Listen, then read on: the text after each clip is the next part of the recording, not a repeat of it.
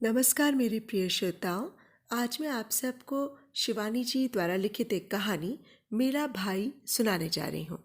दोस्तों, आप सबसे अनुरोध है कि यदि आपने मेरा चैनल अभी तक सब्सक्राइब नहीं किया है तो प्लीज़ इसे सब्सक्राइब कर लें और मेरी कहानियों को लाइक और शेयर और हाँ, बेल आइकन ज़रूर दबा लीजिएगा, क्योंकि इससे मेरी आगे आने वाली कहानियों की नोटिफिकेशंस आपको मिलती रहेंगी। तो आइए सुने कहानी मेरा भाई। बंगलुरु तब आज का बैंगलोर नहीं था। शहर के एक प्रमुख चौराहे से मुड़ती सकरी गली जिस नई बन रही बस्ती में पहुंचते ही विलीन हो जाती थी, उस बस्ती का तब नाम था शेषाद्रीपुरम। नाम आज भी वही है, पर कलेवर बदल गया है। उस सड़क का नाम था थर्ड क्रॉस रोड। कुछ मकान बन रहे थे, कुछ बन चुके थे। आज की उस गृह संकुल बस्ती में अपने 40 वर्ष पूर्व के उस मकान को ढूंढने के लिए मुझे घंटों भटकना पड़ा था। निराश होकर लौट ही रही थी कि एक सुदर्शन नवनिर्मित देवालय की घंटा ध्वनि सुनकर ठिठक गई। वर्षों की जंग लगी स्मृतियों की अर्गला सहसा स्वयं खुल गई। इसी मंदिर की तो तब नींव पड़ी थी और मैंने ही उस देवभूमि में भजन गाया था। नींव डालने वाली थी हमारी प्रतिवेशिनी गिरजाबाई। तेजी से कदम रखती मैं मंदिर के गर्भगृह में खड़ी हुई तो दीवार पर टंगे गिरजाबाई के आदमकद तैल चित्र पर दृष्टि गई। रेशमी नीली साड़ी, चौड़ा सुनहरा किनारा, कंठ में पड़ा मंगलसूत्र, बड़ी सी कंकरेजी बिंदी, नाक के दोनों ओर चमकती हीरे की लौंग और कानों में दगदगाते हीरे के कर्णफूल। पूरा मंदिर अगरबत्ती की धूम्र रेखा से सुवासित था। सूर्यास्त हो चुका था। आरती के लिए घृत ज्योति बना रहे पुजारी की नंगी पीठ देख मुझे एक क्षण को लगा गिरजाबाई के पति रामस्वामी ही बैठे हैं। वे भी तो ऐसे ही नारायण स्वामी के भजन गाते घृत ज्योति बनाया करते थे और हमसे कहा करते थे, देखो माँ, इसे कहते हैं त्रिपुरी ज्योति। पहले तीनों ओर से बत्तियां बनाओ, फिर उन्हें एक कर दो। सुनिए, मैंने कहा। पुजारी चौंक कर मुड़ा। मैंने देखा वो तो कोई 20-22 वर्ष का तरुण पुजारी था। उसने आश्चर्य से मुझे देखा। यहाँ कहीं गिरजाबाई रहती थी? ये मंदिर उन्हीं का बनवाया हुआ है ना? उसने सिर हिलाकर कन्नड़ में कुछ कहा। मूर्ति के सम्मुख झुके एक भक्त ने शायद हिंदी में पूछा गया मेरा प्रश्न और कन्नड़ में दिया गया उत्तर सुन लिया था। वो तो बहुत पहले हुआ मर गया जी, उसने कहा। उनके पति? वो तो और भी पहले मर गया। अब बहुत साल बाद बंगलुरु आया क्या? जी हाँ, 40 साल बाद। गिरिजाबाई हमारी पड़ोसी थीं। सुबैया को भी आप जानते होंगे। गिरिजाबाई का अनाथ भतीजा जो उनके साथ ही रहता था, वो कहाँ है? सुबैया को पूछता क्या? फिर वो व्यक्ति पुजारी की ओर मुड़ रहस्यमय ढंग से कन्नड़ में कुछ कहने लगा। आप उसे नहीं जानते क्या? मैंने कुछ अधैर्य से पूछा। अम्मा, बंगलुरु में सुबैया को कौन नहीं जानता? कितना मर्डर, रेप, बैंक रॉबरी किया उसने। कर्नाटक गवर्नमेंट 10,000 रुपया इनाम बोला है उसको पकड़ने का। रेप, मर्डर और बैंक रॉबरी? वो दुबली पतली टांगों और स्याह चेहरे वाला रिकेटी छोकरा? पर फिर मैं बिना कुछ पूछे चुपचाप बाहर निकल आई। एक बार मैंने फिर उन साथ साथ जुड़े 4 मकानों को देखा। नया नया पेंट, चमकती लाल छत, हरा पेंट किया जाफरीदार बरामदा और खिड़कियों के नए चमचमाते शीशे, जिन्हें हम प्रत्येक रविवार को अखबार की भीगी लुगदी रगड़ रगड़ कर साफ किया करते थे, जिससे उनकी शुभ्र पारदर्शिता भेद गोल कमरे में धरा हमारा रोजवुड का नया नया फर्नीचर राह चलते राहगीरों को भी क्षण भर ठिठकने को बाध्य कर दे। द्वार पर चढ़ी थी प्रिमरोज की बेल, जिसके नन्हे नन्हे पीले गुलाबों की सुगंध संध्या होते ही अगरबत्ती की अवसन्न धूम्र रेखा सी पूरे परिवेश को सुवासित कर देती। वो बेल हमें सुबैया ने ही लाकर दी थी। कहता था वो सर मिर्जा इस्माइल के माली से बड़ी चिरौरी कर हमारे लिए मांग लाया है। आज हमारे उसी मकान की खिड़कियों में बदसूरत टीन ठुके थे। प्रिमरोज की बेल न जाने किस अरण्य में विलीन हो गई थी। गेट टूटकर किसी बूढ़े जर्जर दांत सा नीचे लटक रहा था। काल की कुटिल गति क्या मनुष्य और वनस्पति, पेड़ पौधे, इमारत, झोपड़ी किसी को नहीं छोड़ती।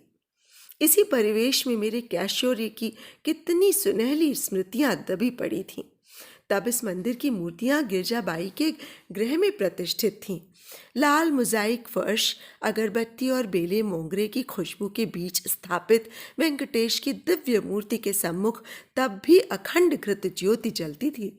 स्वयं गिरजाबाई का तेजोमय व्यक्तित्व भी उस पूजन गृह से मेल खाता था। गिरजाबाई और रामस्वामी निसंतान थे। कुछ वर्ष पूर्व वे अपने गांव से अपने दूर के किसी रिश्तेदार के अनाथ पुत्र को ले आए थे।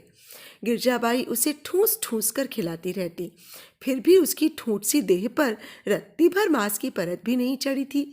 उस पर रंग था आबनू सी स्याह। अंधेरे में कोई देख ले तो भूत भूत कह के चिल्ला पड़े। उस पर एक आंख भैंगी थी, कभी कभी लगता पुतली है ही नहीं। ललाट के बीचों बीच आंख के आकार का बड़े से घाव का निशान था। यही है मेरे शिव सुबैया का तीसरा नेत्र। गुस्सा आने पर गिरजाबाई कहती, इसी से तो अभागे की सब पढ़ी रटी विद्या बह जाती है, दिमाग में कुछ टिकता ही नहीं। सचमुच ही बेचारा लगातार 3 वर्षों से ही एक क्लास में अटका पड़ा था। अरे तुम अच्छे अच्छे स्कूलों में पढ़ती हो, गिरजाबाई कहती, छुट्टियों में घर आती हो तो इसे भी पढ़ा दिया करो, शायद तुम्हारी सोहबत ही इसे सुधार दे। दूसरे ही दिन से सुबैया सुबह होते न होते अपनी कॉपी किताब ले हमसे पढ़ने आ जाता। नंगे बदन, ऊंची बंधी धोती, ललाट पर भस्म का प्रगाढ़ प्रलेप, सतर बंधी शिखा और काले स्याह घेरे पर विद्युत वाह्य सी चमकती सफेद दंत पंक्ति। माँ कभी कभी बौखला जाती, सुबह ही सुबह इस कलूटे कनुए को मुंह देख लिया है, न जाने कैसा दिन बीतेगा। वो काना नहीं है, भैंगा है माँ। मैं अपने शिष्य का पक्ष लेती, मुझे उस पर बेहद तरस आता था। अनाथ लड़का बुआ के यहाँ आश्रित नौकर की सी ही जिंदगी तो जी रहा था। अरे सुबैया, पानी भरा, कमरा झाड़ा, पूजा के बर्तन साफ किए, चल जल्दी कॉफी बना ला। असंख्य आदेशों की गोली दागती बुआ जब कॉफी पीकर शांत होती तो वो हमसे पढ़ने भाग आता। मेरे दोनों भाई उसे छेड़ते रहते, क्यों रे भड़भूजे, तुझे तो पसीना भी काला आता होगा, क्यों? अरे भूतनी के, कल बनियान पहन के आना, तेरी नंगी काली पीठ आंखों में चुभती है। वो बेचारा हिंदी समझता ही कहाँ था। फिर धीरे धीरे वो हिंदी भी सीख गया। जितने दिन हम गर्मी की छुट्टियों में घर रहते, वो दिन रात हमारे यहाँ ही पड़ा रहता था। क्यों रे सुबैया, तुझे हमारे यहाँ आना इतना अच्छा क्यों लगता है रे? एक दिन मैंने उससे पूछ ही लिया। बताऊं? उसने अपनी बड़ी बड़ी दरी सहमी सी आंखें उठाकर लजाकर सहसा झुका ली। बता ना, मेरी बड़ी बहन ने कहा। आप लोग सब इतना सफ़ेद है ना, इसी से। बेचारा अपने काले रंग के लिए वो विधाता को कभी क्षमा नहीं कर पाया। शायद वही कुंठा उसे एक दिन विधाता की सृष्टि का संहार करने को उकसा गई। रक्षाबंधन के दिन वो स्वयं ही एक सजीली राखी लेकर उपस्थित हो जाता। हमको आप राखी बांधेगा ना, इसी से हम आया। तू क्यों लाया? भाई थोड़े ही राखी लाता है, बहन उसे बांधती है। फिर पहाड़ में यानी कि हमारे देश में राखी दामाद और भांजे को बांधी जाती है। हमारे यहाँ भाई बहन का त्योहार है भाई दूज। उस दिन आना, हम तुझे पूरी पकवान खिलाकर तिलक करेंगे और तू हमें रुपया देगा। ऐसा क्या? उसका मुंह लटक गया। अच्छा चल, मैं तुझे राखी बांध दूंगी, पर अगली बार तू राखी मत लाना। भाई थोड़े ही ना राखी लाता है, बहन उसे बांधती है। मैंने उसे तिलक लगाकर राखी बांधी और मुंह में लड्डू भर दिया। आज से तू हमारा भाई बन गया सुबैया। भाई? उसकी आंखों में उल्लास की सहस्त्र किरणें फूट उठी। हाँ भाई, सच सच। और फिर 3 वर्षों तक मेरा वो भाई मेरे सगे भाइयों से भी पहले भाई दूज के पकवान खाने पहुंच जाता। रक्षाबंधन के दिन भी वो स्वयं राखी लेकर ही आ जाता। सुबह अखबार लेने हम में से कोई भी द्वार खोलता तो देखता नंगे बदन, ललाट पर भस्म पोते मेरा राखी बंद भाई देहरी पर स्वामी भक्त श्वान यानी कि कुत्ते जैसा बैठा हुआ है। अरे जा, तेरा कलूटा कनुआ आ गया है तुझसे राखी बंधवाने। जब भी सुबह सुबह इसकी मनहूस सूरत देखती हूँ, कुछ ना कुछ बुरी खबर जरूर सुनने को मिलती है। माँ भुनभुनाती। छी माँ, कनुआ क्यों कहती हो उसे? वो काना नहीं, भैंगा है। मैं कहती। जो भी है तो मनहूस। जा बांध राखी और दफा कर उसे। मेरी माँ को उसका आना फूटी आंखों नहीं भाता था। देखती नहीं कैसे टगर टगर चोरों की तरह ताकता है। आए दिन बेचारी गिरजाबाई चिल्लाती रहती है, पूजा का चढ़ावा गायब हो गया, राम स्वामी की जेब से पैसा चला गया। आखिर इसके सिवा वहां है ही कौन जो लेगा? देख, इसे बहुत मुंह मत लगा। मुझे इसकी कौवे की सी टेढ़ी नजर अच्छी नहीं लगती। मेरे हॉस्टल जाने के दिन आते तो वो उदास हो जाता। मुंह से कुछ कहता नहीं, पर जाने के दिन एक मोंगरे का गजरा लेकर स्टेशन पर अवश्य उपस्थित रहता। ले, आ गया तेरा भाई, मेरी बहन कहती। पिछली बार स्टेशन आया तो ट्रेन 7 घंटे लेट पहुंची थी। मैं ट्रेन से गर्दन निकाल उसके दुबले काले हाथ में हिलते पांडुवर्णी जीर्ण रुमाल को तब तक देखती रहती जब तक वो आंखों से ओझल नहीं हो जाता। शायद 3 वर्षों तक वो निरंतर मुझसे राखी बंधवाने आता रहा। फिर उसी वर्ष मेरे पिता का देहांत हुआ और दक्षिण हमसे छूट गया। हम जब बेंगलुरु से पहाड़ लौटे तो वो अपनी बुआ के साथ श्रीरंगपट्टनम की यात्रा पर गया था और फिर वो सहसा जैसे किसी शून्य अंतरिक्ष से सहसा धूमकेतु सा प्रकट हो गया। वो भी ठीक रक्षाबंधन के दिन। इटारसी से कुछ आगे बढ़ते ही ट्रेन ने गति द्विगुणित कर दी थी। अंधकार गहन हो चला था। भोपाल पहुंचते पहुंचते 10 बज जाएगा। सोच मैंने लपक कर बत्ती बुझा दी। पढ़ते पढ़ते ऊब गई थी। कूपे में और कोई था नहीं। एक धूमिल नीली बत्ती जल रही थी। सहसा खटाक से द्वार खुल गया। मैं हड़बड़ा कर उठ बैठी। मैंने तो चिटकनी चढ़ाई थी, ये कैसे खुल गया? मैं बत्ती जलाती इससे पूर्व ही मैंने देखा एक मुड़े तार को भीतर डाल सधे कौशल से चिटखनी खोलने वाला एक दीर्घदेही व्यक्ति मेरे सिरहाने खड़ा है। खाकी वर्दी, सिर पर धरी तिरछी बैरा कैप, जिसने यवनिका की भांति उसका पूरा चेहरा ढांप लिया था। खबरदार जो चिल्लाई, यहीं खत्म कर दूंगा। लाओ बटुआ, घड़ी, चेन, कंगन, कान के टॉप्स भी खोल कर दे दो, नहीं तो मुझे खींचने पड़ेंगे। बेकार में खून बहाना मुझे अच्छा नहीं लगता। मैंने एक एक कर सब चीज़ें उसे थमा दी। ऐसी परिस्थिति में व्यर्थ का दुस्साहस प्रदर्शन मुझे महंगा बैठेगा, ये मैं समझ गई, क्योंकि उसके हाथ में एक लंबा लपलपाता छुरा था। मेरी ओर बिना पीठ किए ही फिर उसने ऊपर के बर्थ पर धरा मेरा सूटकेस इस सहज भंगिमा से उठा लिया जैसे उसी का हो, और गंतव्य स्टेशन आने पर वो अपना ही सामान लिए उतर रहा हो। सुनो, मैंने न जाने कैसे साहस जुटाकर कहा, तुम सब ले जा सकते हो, पर सूटकेस में मेरा पासपोर्ट है। मुझे परसों रात की फ्लाइट से सांघातिक रूप से बीमार किसी को देखने लंदन जाना है। तुम ये ले जाओगे तो मैं इतनी जल्दी दूसरा पासपोर्ट नहीं बना पाऊंगी। मैं सहसा अपनी रुलाई नहीं रोक पाई। बस बस, रोना नहीं, मुझे औरतों की रुलाई से बड़ी घबराहट होती है। लाओ चाबी, पासपोर्ट निकाल के दूं। सूटकेस खोल उसने ऊपर ही धरा पासपोर्ट निकाला। बिना खोले ही थमा जाता तो अच्छा था, पर न जाने क्या सोच उसने पासपोर्ट खोला। बड़ी देर तक देखता रहा, फिर सूटकेस खुला ही छोड़ उसने बत्ती जला दी। मैंने अब तक उसका चेहरा देखा भी नहीं था। बत्ती जली तो मैंने अचकचा कर उसे देखा और उसने मुझे। हम दोनों कितने ही बदल गए हों।